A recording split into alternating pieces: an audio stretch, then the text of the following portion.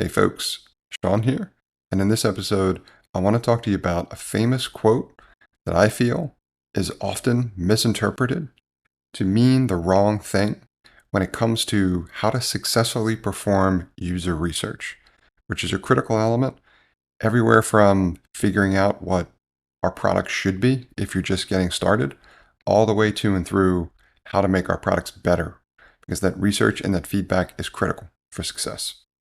Now, the quote in this case comes from Henry Ford, the founder of Ford Motor Company. And the quote that makes its rounds all the time is, "If I had asked users what they had wanted, they would have said a faster horse."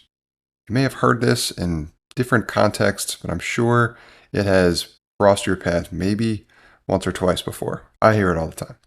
If you haven't heard it before, it makes its way around the circles, and what it is often meant and how it's often interpreted, I would say, is that you shouldn't ask users or customers what they want because they don't know. And then people take that to believe I need to come up with and invent something completely new, a completely new way of doing something, like Ford Motor Company eventually invented the automobile, and then just give it to people or sell it to them because they don't know what they want. This is perpetuated and became compounded by stories that come out of companies like Apple Computers with the likes of Steve Jobs and the advent of something like the iPhone, which seems completely new and innovative, and it was at the time.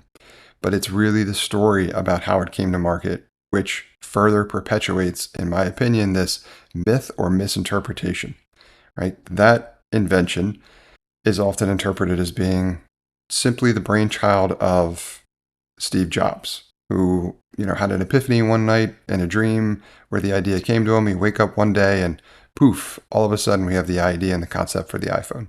I promise you there's a much longer, boring story behind how that product came to market. And it's fascinating. It's been documented in one or more books. Find it and link to it if you want to read more about it, because I think it's really interesting. But long story short, Apple had multiple projects going on at the same time trying to create something new and inventive, like, for example, turning an iPod, which was their music player at the time, into a phone, and turning a phone into a music player.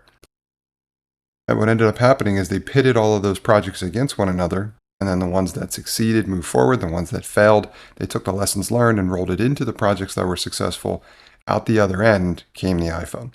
So there were tons and tons of engineers and a lot of great people working on creating the new version of this product that ultimately became the iPhone and then was hugely successful.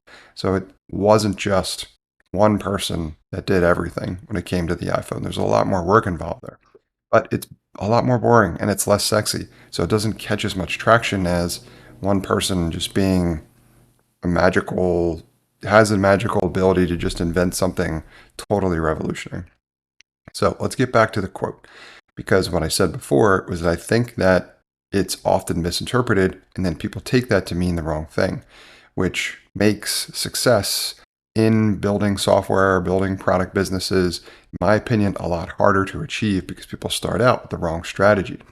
Now, I want to go all the way back to the quote, and if we break it down further, to me, there's something really valuable in that quote that Ford did capitalize on, and I would argue it was largely what had helped make them successful. If we look at the quote, as in they said they would have wanted a faster horse, to me, that doesn't mean that the users and customers have no idea what that means. That means that it's not the users and customers' job to tell you what the feature or the product should be in terms of how it should work. It's their job to tell you any problems that they're experiencing and the type of progress that they're trying to make. And that last one is where you'll find evidence in that quote. They would have said a faster horse. They could have said a bigger horse, but they didn't, right? They said a faster horse. And while a faster horse didn't exist, that it was entirely possible potentially to innovate a solution that could get people faster from point A to point B. And that's really what they were looking for. And to me, that speaks to the fact of not just is the user research critically important because now you know what type of progress people are trying to make, meaning that if you bring that solution to market, it's more than likely to do very well, just like it did for Ford Motor Company. But it speaks to the importance of conducting the user research, which again is contradictory to, I think, how that quote is often interpreted, right? That quote makes people believe that if you do the user research, it's a waste of time and you just need to tell people what the solution is going to be. I completely reject that. There is a data-driven way to uncover where the opportunity is and what your users and customers really need in terms of the progress they want to make and the problems that they need help solving. And it's your job to do the research and then interpret those results into what that solution ultimately might be in the format that achieves the progress they're trying to make and solves the problems that they're experiencing.